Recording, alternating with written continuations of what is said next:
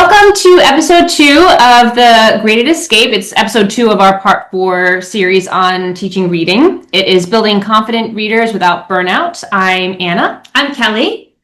And so, episode 2 today of this 4-part series. We talked last time about the 5 pillars of reading instruction. So today we're going to dive into what Anna said, building confident readers without burnout for your learner, as well as you as a homeschool parent. Mm-hmm. So we're really going to talk about how to nurture reading growth and joy without constant pressure or drills or it becoming so overwhelming that everyone just wants to give up. And then, Anna, you have a really nice quote here to share that I think is just really important for everyone. Yeah. If you ever sat beside a child who groans at the sight of a book, you're not alone.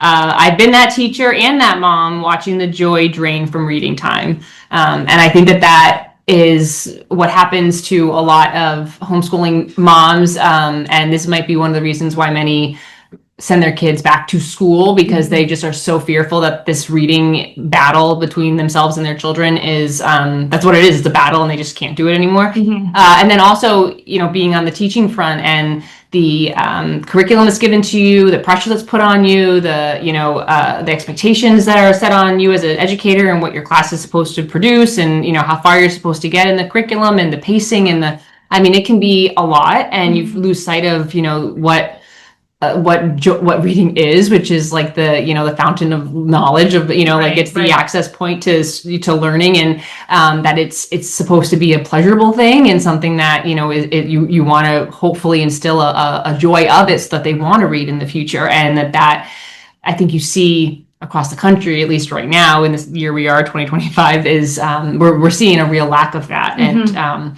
sometimes rather than looking at the why, I think we throw a lot of fix it type of things without approaching the underlying issue. And that might be why more homeschoolers are popping up as well, with instruction in general just not being what they want. But reading is definitely something. Even if a child's doing well with reading in school, I think it's very common. I know as a former teacher, it was something I would be told often was they're doing fine, but I can't get them to read at home. They don't want to read. They don't want to read. Yeah. And that's kind of the first area we're going to go into. Yeah. So you segued into it perfectly.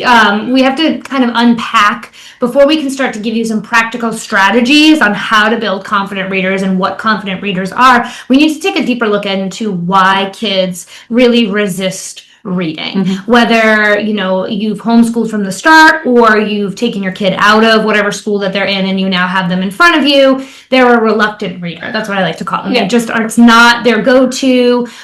So why? What are some of the reasons? Well, the first reason is it's hard, right? We talked in our last episode about all these different components: phonemic awareness, phonics, decoding, fluency, vocabulary. Holy moly, there is a lot of stuff that goes into reading and being an early reader. And some kids pick it up very quickly, but most kids don't, right? It requires this explicit instruction. It requires a lot of different skills. It's hard, right? So decoding a word feels like work, and they struggle to get to that fluency part, and then they experience, failure, and then it just kind of snowballs. Yeah. And that embarrassment piece of well, my friend is reading, but I can't read. Or, they see a sign out in public and the kid next to them can read it very easily and they can't. And then, there is that embarrassment piece.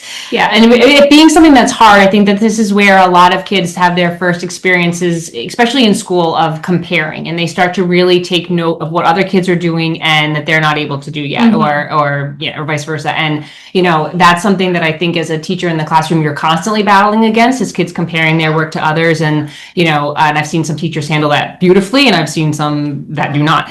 But I feel like for many kids, not only is this one of the first times that they're doing something that's challenging, and it's okay, it's challenging, but we don't just give up. It's kind of that first, perseverance. That perseverance is starting. And for a lot of kids in this day and age, this is really one of the first, if not the first thing that they are now trying to overcome. This is hard, and I don't get to just walk away from it. This is something I'm going to have to continue to do.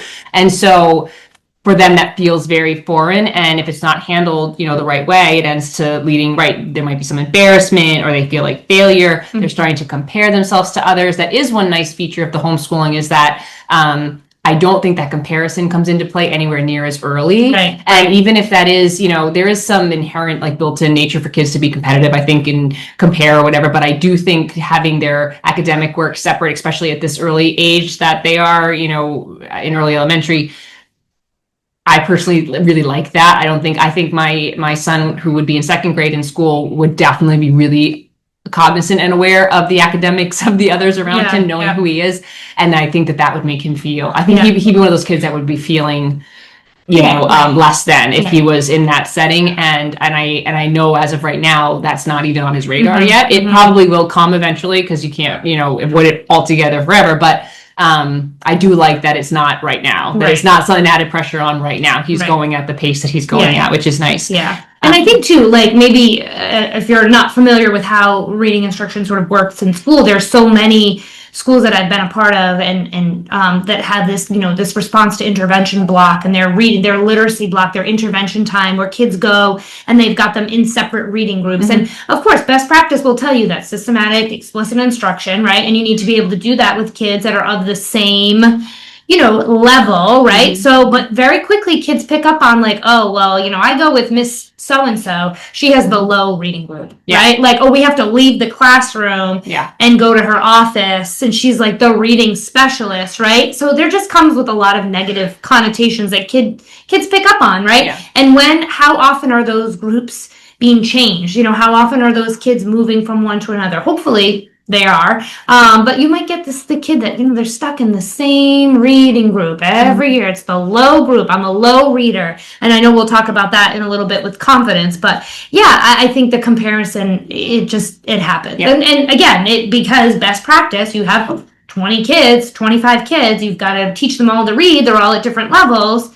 You need to have that. So the nice thing about homeschooling is exactly what you said. You can tailor it to exactly what your child needs without them having to worry about like, oh, well, so-and-so is, in a higher reading group than I am. Go ahead. No, I was just saying, I really like the idea that when you think of a child's reluctance to read as being more of a sign of them sort of trying to protect themselves versus a sign of laziness, it's because they're not feeling, oftentimes they aren't feeling safe to fail. I mean, nobody likes to fail. Adults don't like to fail. And so, it's very easy for us to say to kids, like, it's okay, you try and try again and da-da-da. But again, if you flip it to thinking about how it feels when you fail, we don't like to fail. How many times do adults do things that we aren't good at? Not that often. I mean, it takes a lot of courage to do that. Usually avoid it, right? And kids, there's a lot of expectation. Sometimes you have to remember like how much is actually expected of them all the time. And they're learning new math. They're learning new writing, new science, new reading. I mean, that is a lot. Yeah. And so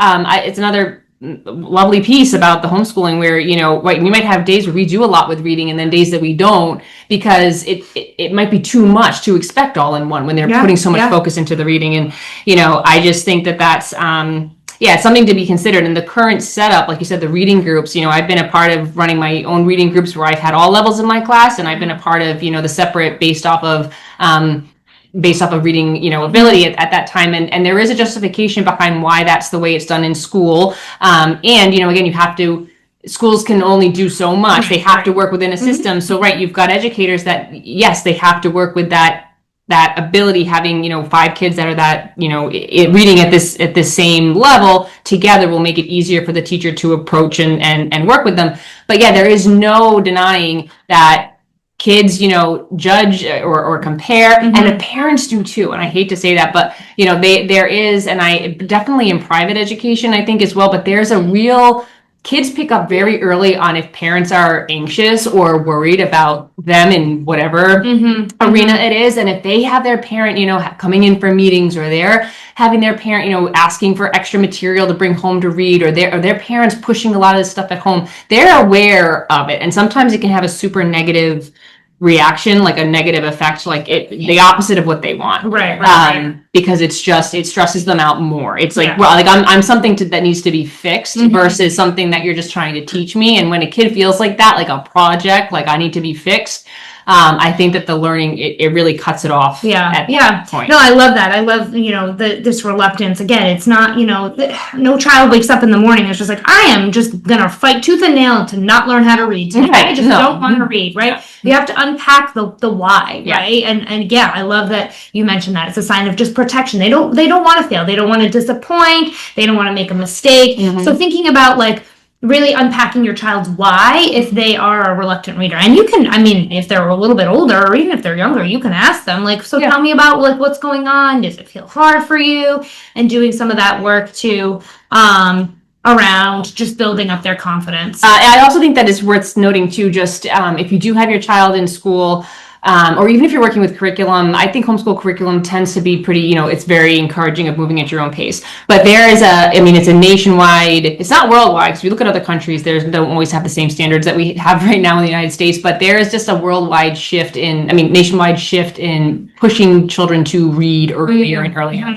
And if you go back not that far, you're talking 10, 15 years ago, a lot of the expectations of a first grader are now being what's the expectation is of a kindergartner. And this comes into play with academics, and it's really, really enforced with nothing as big as the reading and reading is even more than math. And there's definitely this influx of kids who are not picking it up as quick as some of their peers and are being looped into this group of needing reading intervention when the reality is they need more time. Right. And there's, there is time when intervention is necessary. And we have our episode 3, I think, of this series is actually on that exact thing. But there are a lot, like an overwhelming amount of kids who are going into like first grade level work already overwhelmed, thinking that they're a bad reader, versus going in with like an excited idea that this is going to be a year where I really flourish. I might be reading my first stories or whatever, because the expectation on them in kindergarten is outrageous, in my opinion. Right. And again, rather than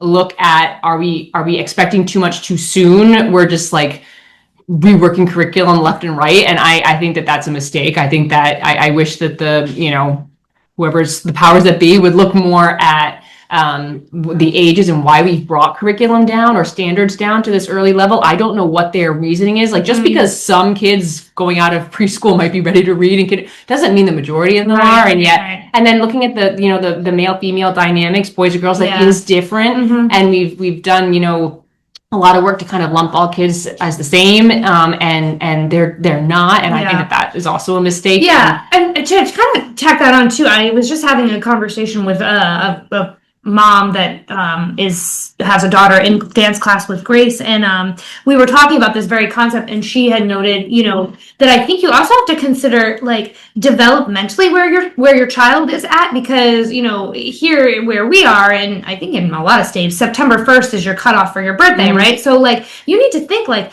is your child on the older end? Do they have did they just miss the cutoff for the next one? Are they on the older side, or are they like, hey, August 31st, it was their birthday, and they are like going to turn, 6 or whatever, like at the very end of, kindergarten or whatever it is. So like, you need to also think about that too. And, there's something to be said for, having your kid in another year of preschool if you feel like developmentally they're going to be on a lot younger, because I think, you're just you're getting these really high expectations. And if your child is one that, maybe it takes them a little bit longer to learn new things or whatever, you just want to give them more time before they're exposed to this level of, we'll use the word rigor. Then certainly that's something that you can do. As a homeschooler, right, you don't really have to worry about that, but you could also be like, you know what, we're actually not going to start kindergarten until kindergarten really like in curriculum or whatever, or first grade in curriculum until they're maybe just turning 7, and that's fine, right? Like it's really up to you, which is nice, because I do think there is something to be said for like this heavy emphasis just know, like, yeah, if you're sending your kid to public school, or I mean, I'm assuming private school as well, like there is going to be this heavy emphasis. You know, and this mom was asking me, like, I don't know how you taught your kids how to read. How did you teach your kids how to read? And now her daughter, you know, is talking about how she doesn't really want to go to school, and she doesn't know why. She loved kindergarten, and now they also said she really needs to work on her reading, but mom at home said that she's decoding. You know, she showed me, she like modeled how she decodes, and I was like, what fortuitous timing that we're doing this, you know, particular podcast episode. But I see stuff sometimes that's in kindergarten classrooms. I would say more so in public than private, but I mean that I'm blown away that they're expecting a kindergartner to do this, or that that this is what I mean, that they're even considering this like education. Right. But yeah, it's definitely there's so much to be said for giving kids time and not pushing this kind of stuff on a curriculum too soon. And you know, and you're not alone in thinking that. And it's not even just me saying it as like my opinion. If you again do any research on this, I mean, you will find countries across the world that have like a lot of Norwegian countries, for example, don't even introduce. I think like reading instruction to the kids 7 maybe or something like that, or 8. I mean, there's a lot of research supporting giving kids a different, that they should be learning and growing and doing all sorts of stuff, but this is instruction to sit and read and you know, get this heavy level of academic work on them has no business before like the age of some countries would argue 9. I mean, it just depends. You can do your own research and see, but like we as a nation definitely in the United States we push it real early, and there's no statistics out there that show that pushing this early curriculum is doing any good for our kids. If anything, I think we're seeing the opposite trends. And so I'm kind of waiting for, again, whoever the powers are be that make these decisions to sort of say, when are we going to look at what we're doing and why we've brought down this change in expectations to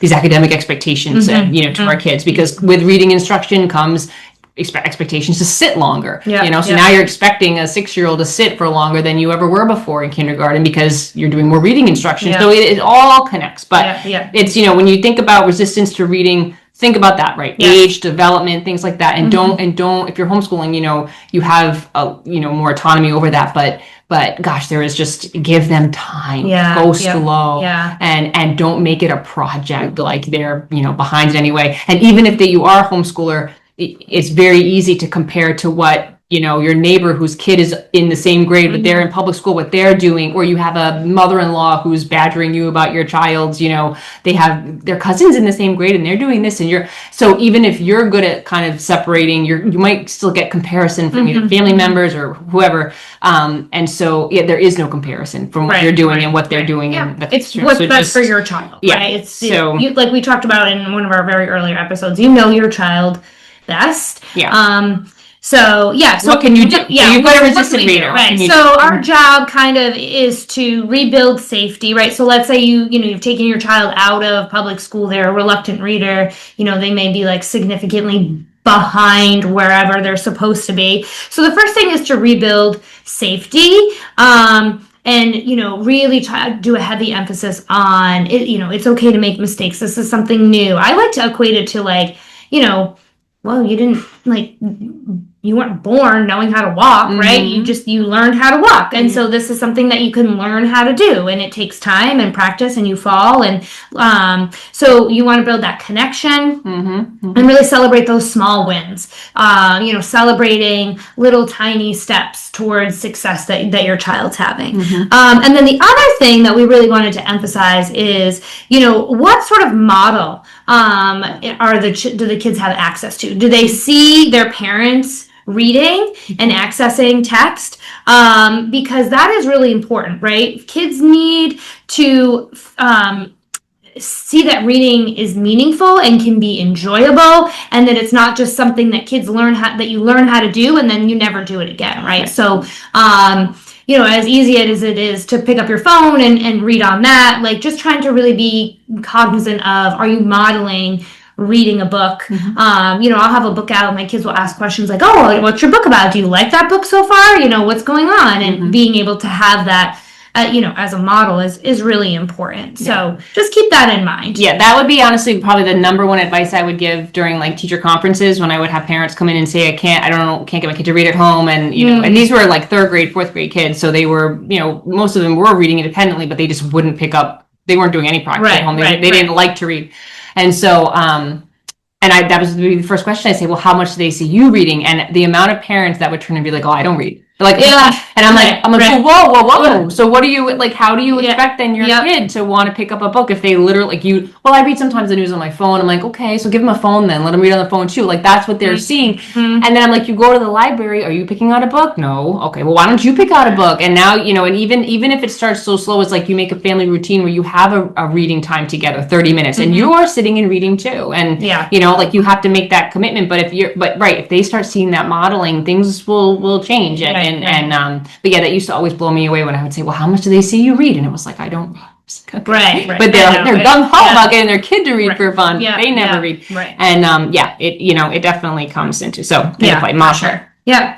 So building up on that kind of confidence. So, our second kind of element here is really, what is confidence, the heart of confidence? Because, a confident reader isn't just someone that's standing up willing to read. There are kids that will do that. And that doesn't necessarily mean they're a confident reader. But how you build up that confidence, how that comes, it's not overnight. It can be, it's a slow process, but it's usually built out of success, not pressure. So the more pressure you put, the more, if you're getting angry with your kid, if you're homeschooling and you're getting frustrated with them and they're frustrated with you and you're like, nothing's going to happen in that moment. As much as you might want to get through that lesson and whatever, it's going to be detrimental to you and your kid. The pressure, the more they feel pressure, and again, like I'll go back to that idea of them being a project that you're trying to fix. It has to be seen as like an enjoyable, teachable thing, not some burden on you and they just continually don't meet your expectation, because reading is tricky, and one day they might seem like they get something and the next it may not be, and then one day they're much more willing and the next day they're not. I mean, it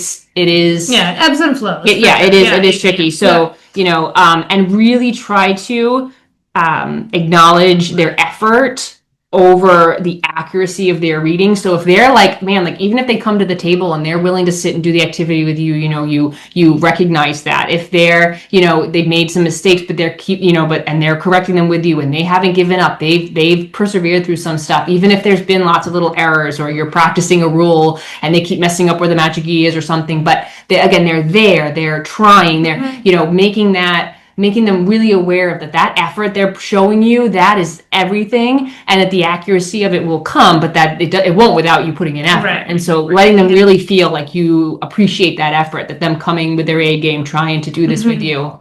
Yeah, and I think tying it to, like, if you have an older child, like tying it to a skill. So maybe they really like basketball or they really like baseball. And it's like, okay, well, how did you learn how to be a really great baseball player or learn how to hit the ball or shoot a basket or ride your bike or whatever? Well, it took practice, right? So if we're thinking of it, if we kind of, for whatever reason, reading feels like this other thing, but it's a skill, right? That kids learn how to do. They don't just wake up one day knowing how to ride a bike or knowing how to read or whatever. They have to learn. So using that when you're talking about, the effort and thinking about tying it to something that maybe they've already had success at and having them realize the similarities. That remember that first time when you rode without your training wheels or you had training wheels, right? So me sitting next to you and us reading it together and stuff. These are kind of like your training wheels for reading and using something that they've already had some success with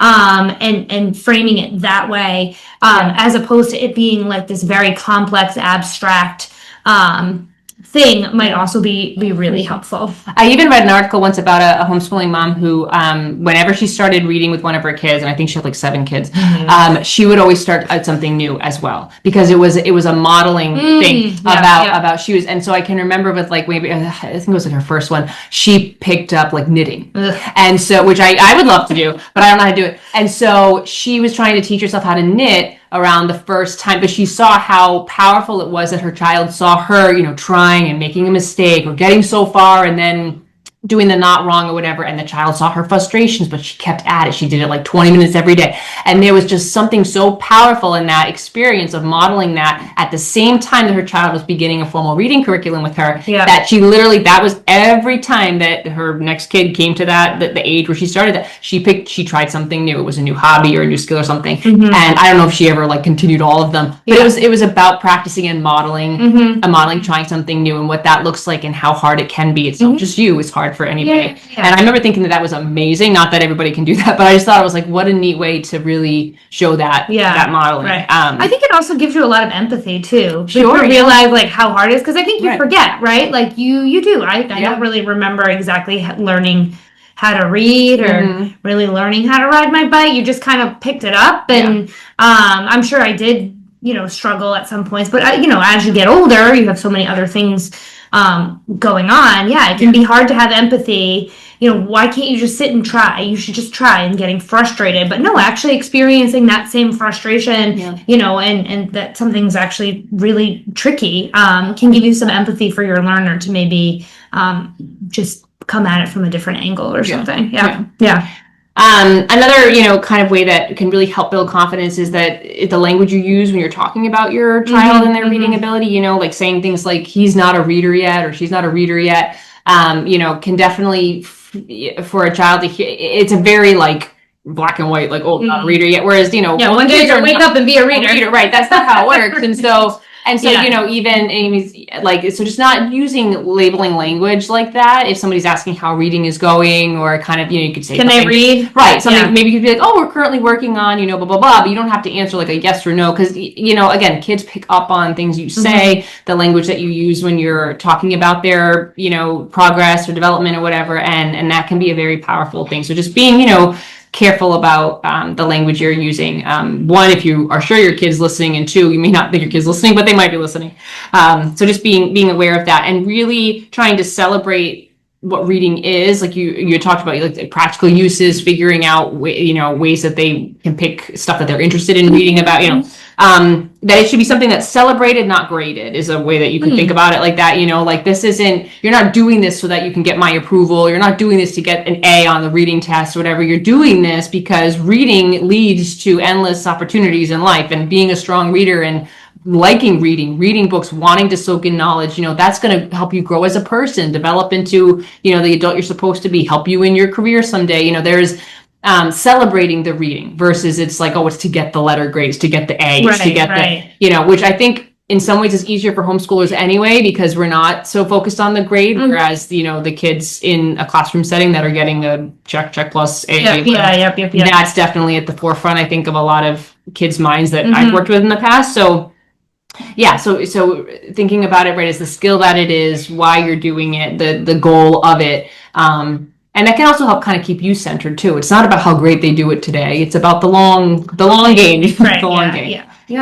So I wrote, I had another quote that I had put down here, but where kids become confident readers when they feel like readers, not like projects we're trying to fix, which I know I've used that analogy a few times here. But when they feel like readers, if they feel a part of it, they feel excited by it, it's challenging, that's okay. But you model positive readings, examples, and don't take for granted how hard it is for them in the moment. So we've talked a little bit about why kids resist reading, and gone through a litany of reasons why they resist, and then what it means to sort of be a confident reader. But like, okay, we've got those, so now what, right? Like, come on, Anna and Kelley, give me some practical strategies here that like we can actually use. So all right, so we're going to give you some strategies to build your confident reader. And the first one is start with a story, not a skill. So we talked about this a little bit in our on our first part of this series with comprehension and vocabulary, talking about the power of read alouds. And I know, Anna, you have your teaching with tales that you're working through, which is amazing. Yeah, so I have a lecture I do about called Teaching with Tales, which is the power of reading in the classroom and stories, and just how much kids learn from stories, and how teachers can connect more with students from stories, how homeschooling parents can connect more with kids from stories, and how stories themselves help kids connect to academic work that they're doing. But just the power of story as a whole. And right, the the more time that you spend building up the joy of reading, what it is, it's like a contagious thing. You know, they see it as that. You know, whether they're listening audiobooks, whether they're doing, you know, an ebook that like a read to them kind of ebook, or what any type of.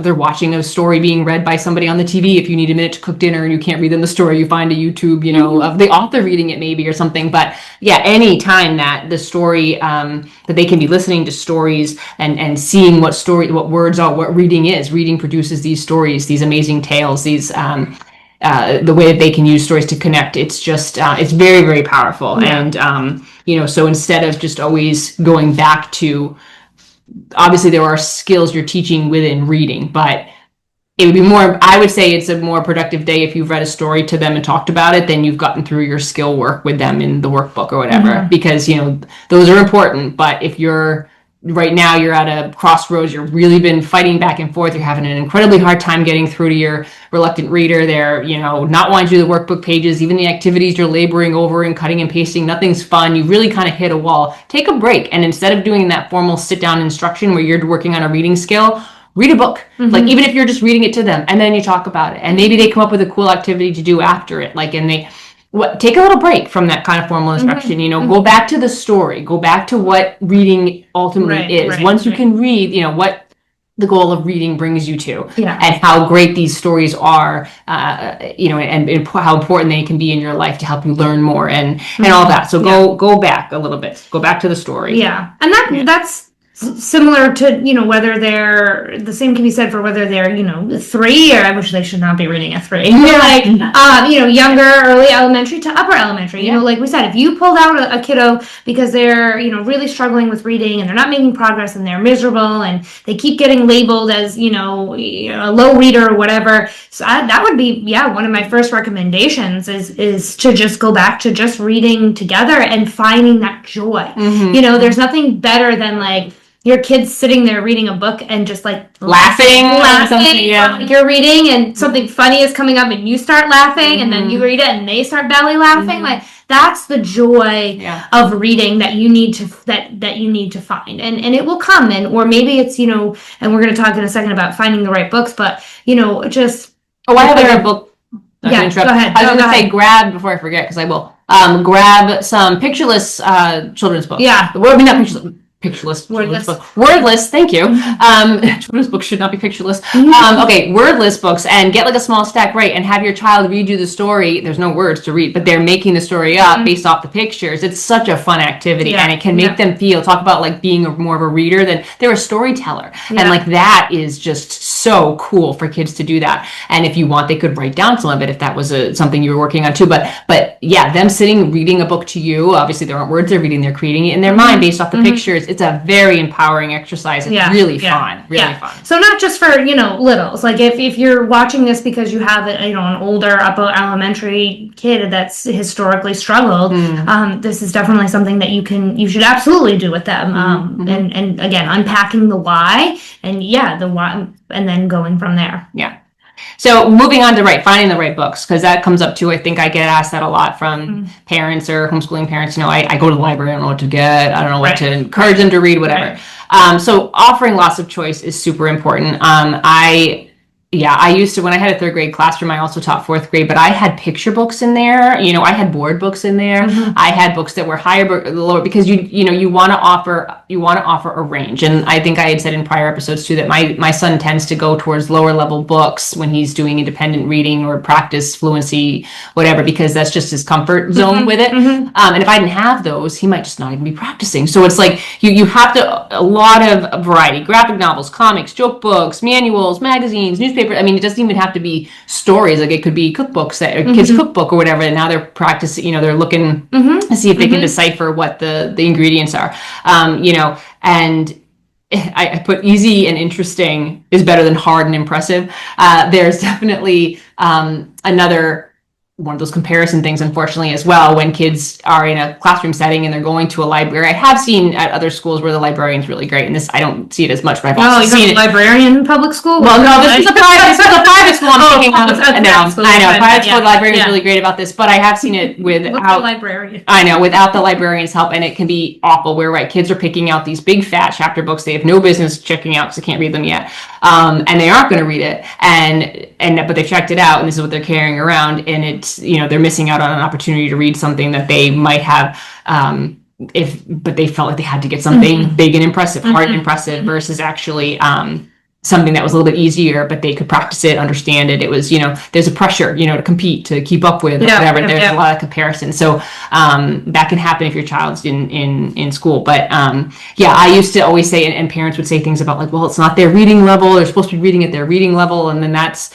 reading levels is something that we can take a second if you want to sort of unpack what a reading level is. You want to talk about what a reading level is? Yeah. So before we do that though, so I will say I had the opposite problem with my son, where like he's always in like the nonfiction section of and he's pulling out, like World War I weapons. Yeah. But that's what he's interested in, right? So no, he can't really read a lot of the stuff that's in there, but the pictures and some of the words, and then we read it together, and it's meaningful and what he's interested in. And so who am I to say like, no, that book is too hard for you, put it back. Yeah. So if you want to take out a big stack of books, and if you're just leafing through it and you're looking at the pictures, you're accessing a text, you're looking at there's that motivation that creates motivation, which is a huge part of learning to read. You need a kid to be motivated and interested in reading. So if that means that they are, when you said the thing about the big fat book, like that would be Owen. He would grab I think one time we got I think it was Moby Dick or something, like the Kids Illustrated classic of Moby Dick, and I was like, sure, okay, fine. And then he sat and he said he read the whole thing, and I was like, all right. I mean, he answered some of the questions, and I was like, oh, who are the characters? And he'd tell me about it and stuff like that. And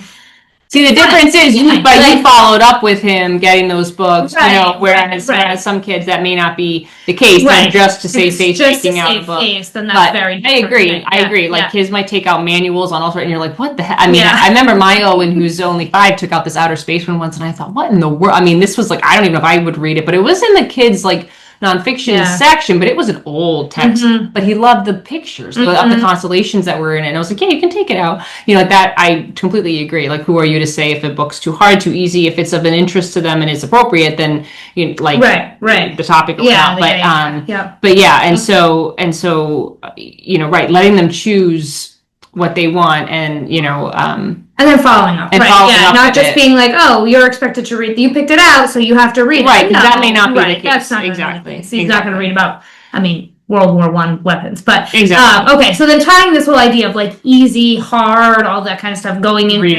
reading level. Yeah. So similar to our conversation about the sight words, it's it would be nice if we could all come together and figure out what exactly constitutes a reading level, and you would think it would be a very systematic, this reading level means this, but it doesn't, right? Well, and how you get to the reading level is also probably, so if I back up for a quick second, so the average way that a child receives the way kids receive reading levels in school is that they take a standardized type of test, which is usually answering multiple choice questions. These are not even short answer. So you could guess on the whole darn thing and get a completely funny response. I've had students do that, and I've had kids in my class that got a reading level that was ridiculously high, and I'm like, they are not reading at that level. And then vice versa. I've had some that are rough test takers, or it's a rough morning. They didn't feel that great that morning, and all of a sudden their reading level is lower. And then parents are flipping a lid thinking that, oh my gosh, how did they drop? And I was like, they didn't drop. And so these standardized tests may show you something, and when teachers and schools use them as a piece of the kid's reading level, I'm okay with that. When they make it the end all be all, this test spit it out that you're a 2.7 reading level, so that means grade 2.7, so end of grade 2. And that's all you're going by. I completely I disagree wholeheartedly that it's a factor of different things, and that test being part of it, although a teacher, I think, one that's on board with watching the child and maybe doing their own running records and whatnot, should be able to say they might need to retake this because this was very off from what I see. Yeah. But I don't love that I find those to be very inaccurate. Mm-hmm. And then especially when used 100% by themselves as Right, a reading right, level, right. I think is ridiculous. Yeah. And then there's a big pressure for kids to read reading levels that books that are just that reading level. Mm-hmm. And what you see on a regular test that comes out, and I don't know if parents actually are given all of what comes out with those tests. Are often given reading level. Parent report or whatever. There's something on a lot of these reading tests that's called the ZPD, which is called the Zone of Proximal Development, and it's a zone within the age-appropriate books, levels that your kid should be reading within. So say your kid got a reading level of 2.7. The zone of proximal development might go down from like a 1.3, like first grade, 3 months in, all the way up to like grade 3.4, kind of middle to end of, or beginning, middle of third grade. So it's like a zone of versus just this 2.7 reading level. That to me is a lot more accurate than just this one number, because it kind of gives you this zone to pick, pick books from within. That I think would give parents a lot more opportunity. But from schools that I've worked at, they haven't given parents that information. They give them the one reading level. And the problem with that number is that that's often a child's instructional level of reading, meaning like it's their top level of reading. Like, can they read it? Yes. Is it hard though? Yes. And so it'd be like, do you want to go to the library and go get a textbook about like astrophysicists or physics or whatever, and sit down and read it for pleasure? Are you going to do that? Probably not. Could you read it? Right. Yes. Could you actually decipher the words? You probably could. Could you comprehend it? Would you get any joy out of reading it? Probably not. It's way at your peak. So that's a problem with when kids get a reading level from their school. It's often that instructional level. That's not their pleasure reading level. But it's lower. And so I think it gives parents a very false understanding of what types of books, if they are trying to steer them into getting a few that are on level, which is a phrase I got so often. It can actually do a disservice, and that I completely agree. Letting kids choose the books they want. Kids can often understand if a book is too hard for them or not once they sit down and try to get through it. I don't think we need to be hovering as much as we are. But if you are trying to help get a child to bring some books home, like say you are homeschooling and you want to get some for your reading time together, you want to be a little more intentional about it, and you're thinking, I won't do those reading type of tests for my kids because it's just not something I put that much merit in. But if you have a kid in school and you're getting that kind of a report, you are well within your right to ask the teacher to sit down and talk about the report with you and actually ask, because they would, there's more information than just being given one little number. But I find those tests in a nutshell to be very inaccurate and not a great way to base off of your... Did you always do reading levels as a number, or did you ever do the letter? No, they're different. It depends what test you take. Yeah, so like it could be, you might be level J. Yeah. What does it mean? I know. What does it mean? Even as a former educator, I just remember being like, J. Yeah. What is that? Yeah, there's a table. There's a fun table. If you look up, if you Google like reading levels across, you'll get like the number one, you get like the letter one, and then there might even be one that like mixes the numbers and letters, and then whatever school the district uses or whatnot, will be kind of. And some private schools don't do that type of testing until later on. Some don't do it at all, and which I am in total favor of. I'm pretty sure public schools always do. They need to have that number. And that's also where the kid can get placed in reading groups based off that number or letter. And they're just not always accurate. And so I'd hate for parents to start like either freaking out or celebrating when you don't actually know what that's not a full representation or accurate number, or to be pushing your kid to pick books at that level, because it might be, again, when I say instructional level, that's not the level that they're reading at for fun. That's your peak level of... I sometimes so we end up in the children's section of the library, obviously, often. I read books all the time. All the time. Not even like teenage, Little House on the Prairie. I read all of those. Are they at my, peak reading level? Absolutely not. But I still enjoy reading them and the stories and the memories and all that kind of stuff. And the minute you take that joy out by pushing, then you've lost the kids. I mean, you're losing them. You're completely losing their, because they don't see reading as enjoyment anymore. And once that happens, now you're on a catch-up game of, oh God, how do we get that back? How do we get them wanting to read? So once you put out that fire, it's really hard to just reignite it. You can with some of the strategies, obviously, that we're talking about here. But just being really thoughtful. And the other thing that's confusing about the reading levels too is my kid's a 2.7, whatever you said. Okay, but when I go to the library, each book isn't labeled what reading level this is, 2.7. Okay, I don't know. Even as a former teacher, I don't know. I used to say to Grace a lot, when she was first learning kind of how to read, and she was really into like the Owl Diaries and the Pug Diaries and all those. And those are great because they've got pictures and like, you know, there's not a lot of, I always used to say, she used to pick out a book and ask like, oh, what do you think? Could I get this one? And I would open it. And if it had a lot, like not very many pictures, and just I felt like maybe it was going to be something that she would just struggle a little bit with, I would just say like, well, this looks like maybe there's a little bit too much text on the page for you. Right. Just because, and I would kind of frame it that way where like, I didn't want her to get overwhelmed or bogged down by so many words on the page.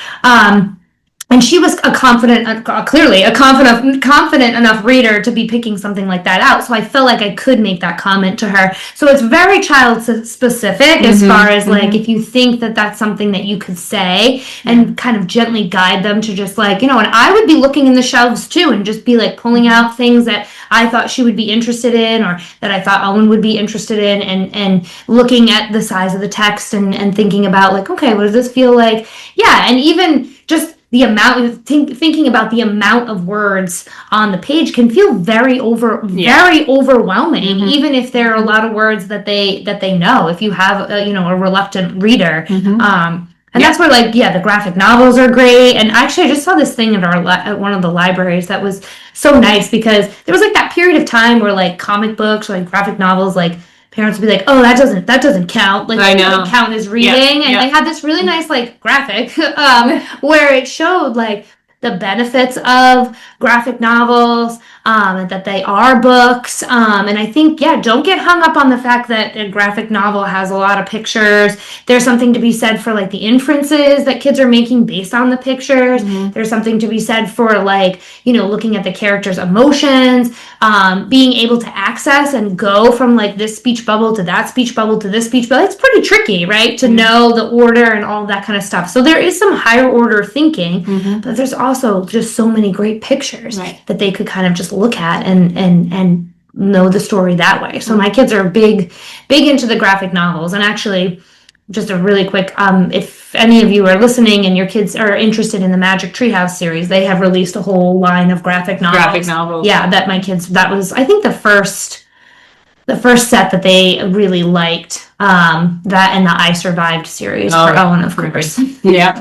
But I agree. And I remember that because I was teaching during that kind of thing where graphic novels came out and all of a sudden it was like, I want them to be reading great literature. It's like, well, there's a mix. And again, if they're reading this for fun, if your kid is in school too, you have to remember that they're probably doing a lot of instructional reading. You know, if they're going home and they want to veg and read a picture book in front of the fire or something, like that's okay. It's not like, that's not your level. You know, that really can... you know, and that kind of goes into more of our next point, but about layering skills gently and using a lot of play. And that comes from not only just doing reading work, but and adding games into your kind of reading instruction or just being playful with it and not always, you know, sitting at a table and doing stuff you might, you know, there's lots of game type opportunities to do when you're doing reading instruction, but also, when you're thinking about shared reading time, like even if you have an upper elementary, even middle school, you know, and you're connecting with them at bedtime and you want to read a page, they read a page. Could they read it all themselves? Probably. But you know what? There's something really nice to splitting it up and sharing about it. And not only then are you a parent connecting with your kid on a story because now you're reading it together and you're, you know, maybe thinking about it together or talking about, you know, so you're making connections with your child. But there's a really nice piece of that buddy reading. And I know, especially for reluctant readers, knowing that there's this break, like my child, for example, like Leo, he could read, you know, he could read books that we're doing right now by himself. But when I say we're going to buddy read it, we do a lot of buddy reading, even if that means we end up reading the story 2 or 3 times, because then we read it again, but we switch pages. So he's getting the practice. And this is more with our like instructional, you know, reading books, but even at bed, before bed, you know, books that he's read 100 times, but he'll be like, can we buddy read it? Any opportunity that your kid gives you, you know, even if they want to buddy read it, or you can whisper reading, echo reading, reading in funny voices. I mean, all different ways to kind of just build that confidence of them reading out loud. Is just something you want to aim for. And I love that, the connection piece too, right? And like connecting obviously with your child, but also connecting to a similar shared experience. Yeah. I think sometimes with life being what it is, you can maybe feel a little disconnected from your child. Homeschooling obviously is a nice opportunity to maybe not feel that as much, but just kind of a funny thing. So we finished reading Avon Green for our little homeschool book club, and we read it. I mostly read it to the kids because they could probably read it by themselves. Grace actually asked to take it into her room and read it again because they thought it was so funny. But we were out somewhere, and this girl in the story, she's born without arms, and we were talking about something, and Owen turned to me and goes, "Mom, I bet this would be really hard to do for Avon Green because she doesn't have arms." And I'm like, "You're right, buddy. Like that would be," and it was a nice opera. We were not doing anything related to the story. We were not doing anything related, I don't even think, to school. But he remembered that, and we had that moment, that connection, and that was just really valuable. And it came from a story. It came from a book. Right. And we have lots of different examples of that. So just don't lose out on that opportunity to connect. Yeah. And bond. Don't get so bogged down by they have to learn how to read. They must learn. Yeah. They have to read it by themselves, otherwise they're not successful. That partnership is so important. I love that. And I think that it's I think that we're so fortunate as homeschoolers to be able to see and have those moments more so, because I do know, I have friends who have kids in public schools and that they feel like they get nothing, no information about what's happening. And then, I do think private schools do a better job at keeping parents in the loop of what they're doing and, maybe even what they're reading, and might have a weekly newsletter or whatnot. And so it depends on where your kid's attending school, but there's nothing like with homeschoolers being, what you're doing. And when you take the time to read the stories, I have a similar example of, we were reading a story about a robot, Leo and I were reading a story about a robot, and he wants a refund for it. And that was a fun vocabulary time to learn what refund meant. We were actually at Home Depot later that week or something, and we were returning something, and I told him we were going to be returning it and buying a different one. I hadn't used the word refund, but then the woman at the said that the refund's going to be on your card, and he immediately turned to me and was like, "Wait, refund, like in the robot, that means you're getting your money back." I'm like, "That is right." And so we're going to go buy the and it was just such a neat, it was just one of those examples of him, remembering from the story that word in context here, and we were actually living out getting a refund. And so when in doubt, when things are really tough, and blending in play with your curriculum kind of goes into also creating just more positive reading routines with your kids,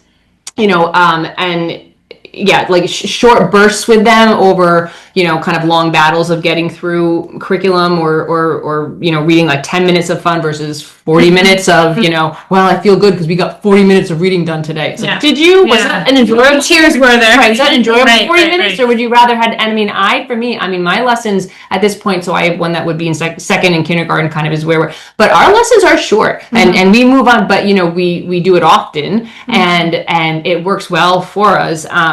And I would say it's 10 minutes of joy versus it would be 40 minutes of struggle if I was trying to do 40 minutes.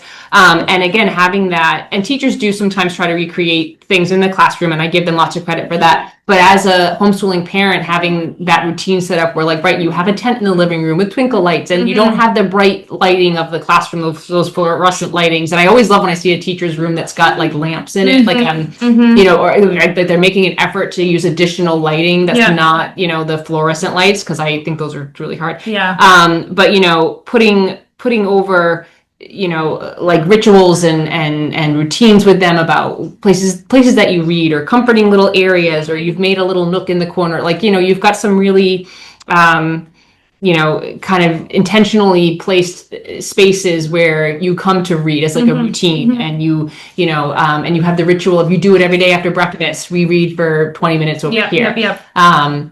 I think that those are really nice ways to incorporate reading into life. I'll add on to that for your creating your positive reading routines. End on success. If your child has just had a really successful reading lesson or whatever it is, or just like a little mini breakthrough. It doesn't even have to be a breakthrough. They just really, rocked it. Just stop. Right. End on success. Don't think, oh, it's going well. Let me tack on. Let me just tack on 4 more worksheets because he's really in the mood. That doesn't always fly. No, it doesn't. And you can celebrate and talk to them just like, wow, you tried really hard and that was really great. And so like, yeah, let's be done. Like, let's take a break. Let's walk away. You did a nice job. I'm so proud of you. How do you feel about yourself? And then move on. So try to really end on success because that's going to motivate them to come back and do it again, right? If you're ending with tears, 45 minutes of struggle, screaming, crying, hiding under the table, whatever it might be, to avoid reading, and then they finally sit down and they do it, and they end on this feeling of frustration. That's something that they're going to keep with them when they think about reading time. And if you end on success and celebrate those small things and again instill that joy, you're going to have so much more. It's going to be so much easier to bring them back to the table the next time or wherever you're doing your reading instruction.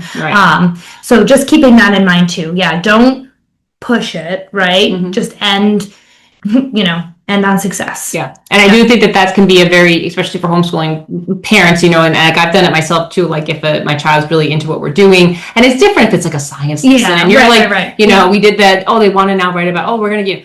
But if you're tacking on like, wow, you just did this reading really well, what they're learning by you then, okay, you did it so well, we're going to just do 5 more things and really get a lot done, is that by them putting in effort and trying really hard, they just get more they gotta do. And so you have to be, cognizant of like taking advantage of the times where, they're really in the mood to learn today. We're going to get a lot of stuff accomplished. That's great. But it doesn't mean that you tack on extra work just because they happen to be in the mood to get some stuff done. That can really backfire you. And then, they don't come to the table the next day feeling anywhere near as... They're just like, I'm just going to give up and make this really hard so that I don't have to do it. Kids are smart. They're very smart. Very smart. And using that connection as motivation as a homeschooling parent, you have a different, I think, connection with your kids because you are homeschooling them than parents that send their kids to school. I'm not saying it's better or worse. It's just different. And so, when you are in tough space as a parent trying to homeschool your kids, you might need a break as much as they do, and that's okay. You're not doing anything wrong. It doesn't mean you need to give up. You're not failing your children. You need to take a step back too and maybe realign with the joy of what you're trying to do and what was the purpose behind it. Just like you're trying to get them to see the joy of reading and the importance of that. You have to return to the importance of what it is that why you wanted to go down this route of homeschooling, and I say that to teachers too sometimes when they get bogged down with the pressure of their teacher's manual and the expectations just laid out at the last staff meeting. It's like, don't lose sight of the little people that are in front of you, like that's your, because it can happen. It happened to me. It happened. For sure. So I think, anytime we've talked about the importance of discussing things with your children, when you're asking them, kids hate to feel like they're being tested. So if you're like asking them a question about what they've read or, asking them to elaborate on something or whatever, like it's got to feel like it's a conversation. And that's why the more you do it, I think the more natural it is. If you're just like on a flyer, like, oh, tell me about this character. And there might be like, why are you asking me that? Like, what do you need to, But if you're reading it too, like you're reading the book and they're reading it. And so you're like, hey, what chapter are you on? I'm reading about her. Just went to the prom or what, I don't know. Like they're much more likely to be a conversation and modeling. I think that this is what do you think is going to happen next? It's so much more enjoyable. It's so much more enjoyable. Yeah. Kids love to let them teach you something. So I would always use that as a little trick too when I'm working with, something that, so if they've read something in a book and they want to teach you something about it, like you don't, so sometimes like I've helped Leo sometimes read. He likes a lot of nonfiction books too, but he might be reading, a book about turtles or whatnot. And so we've kind of read the book together and it was interesting, a lot of facts about it. And then he went on and drew a picture of it and, wrote a few things down that he wanted to remember about the turtle and whatnot. But then, the next day I might say, like, I can't remember a thing we read. Like, oh my, like, wait, what, how big do turtles grow up again? Like, what? And then he gets all, well, we found out that they did this. And he starts to kind of teach me about that again. Or even if I play, and this again depends on your child. I have a child that's very playful, like this type of thing. But, I might make some mistakes. So say you were doing Magic E and you purposely make some mistakes, like you write some words down and he's reading them and I'll be like, oh my, wait, did I make a mistake here? Or did I forget something? And then you forgot the Magic E, Mom, or this one doesn't have a Magic E. Anytime they can kind of like teach you something, especially when they're in that early elementary age, like it can be they really get a kick out of it. Like it can kind of flare something up in them again. Or if it's even just something your kid knows a lot about, let them teach you about it and just have that experience of your kid, even if it's something totally different. Like I have no interest in building with magnet tiles. I really don't. It's not my thing. But my kids will build these like elaborate like castles with them and show me about like the structures with them. And I had to put more here because it wasn't strong enough to support this part. And I pretend that I'm like a kid. Like they're teaching me about it. And it's like, so we roll, it's like reverse roles with that. But they have a different energy after doing something like that. It's very fun and kind of, it strengthens our connection. And, I find taking moments like that, let them teach me about something, can be a fun trick to pull out sometimes if you're needing to. Yeah. And I really like to like thinking about, your reading instruction that, really believing in your child, right? Having the patience, being calm. They will get there, right? For sure. It might take a little bit longer, but that's okay. All of that, your persona, your belief about their skills in reading is going to matter so much more than the perfect curriculum, right? Or exactly, the skill that they're learning. If they felt confident, if they felt safe to make a mistake, if they picked something up that, they were really had been struggling with that is a win. That is a success. And so again, we've talked a lot about celebrating those, but yeah, just keeping that in mind, thinking about, again, like you said, the why you started homeschooling. That connection. You didn't start homeschooling, so that your kid could be screaming and crying at the table for reading. Yep. So just walking it back a little bit and thinking about how can we make this a little bit more successful. Yeah. And reading journeys are not a linear process for, some kids will be a steady progression, but there will be many that's not the way it is. There'll be stagnation areas. There'll be, I can remember a while there where like, I think Lee was making a lot of progress and then we got past CVC words and started introducing some more concepts and it was like pretty stagnant for a while. I mean, it was sort of like, it was hard for a bit. He had become so fluent, but now, because we were introducing some, clear things. It was getting more and so then it was kind of a flat and then it peaked again and there was more fluent and so his is more of a different journey. And again, coming up in our next episode 3, which is where we do start to go into when to worry about reading delays and when not to. We're going to kind of talk a lot more about that and what you might be seeing with your child if you're worried and from, our time in the classroom and working with kids and having our backgrounds, things you might want to be thinking about or when to kind of question, do I need to, have an intervention at this point with my child or is this something that,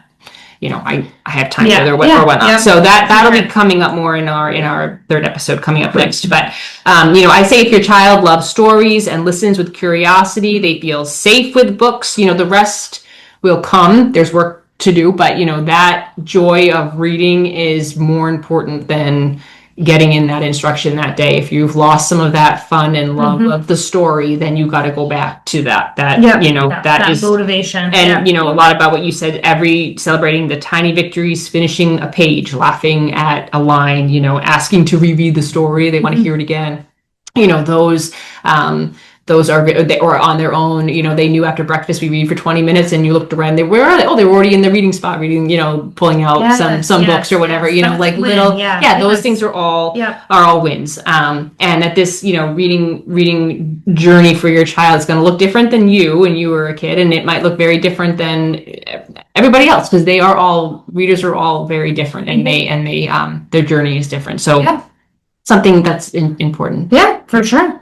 So until next time, so we are done with our first and second episode for the mini-series. Like I said, we have our third one coming up, when to worry about reading delays and when not to. And then our final episode, which is... what is reading comprehension? We'll really get into... And critical thinking and how you teach it. Yeah. So we've alluded to that a little bit in some of our other episodes with that one. We'll really get into... Right. Yeah, the nitty-gritty of... But hopefully this one, gave you some practical, skills to put in. But I would say, that we would be happy to answer. I mean, if you have a specific concern or you've tried something or this was a situation that you're in and you want to, type it in the comments, we would be more than happy to take a look at it and respond if there was a technique that maybe we had, in mind that might work well for you and your child, Yeah. feel free to do that and leave that in the comments. So until next time, we hope that you keep the lessons light and the moments meaningful. And thanks for escaping with us.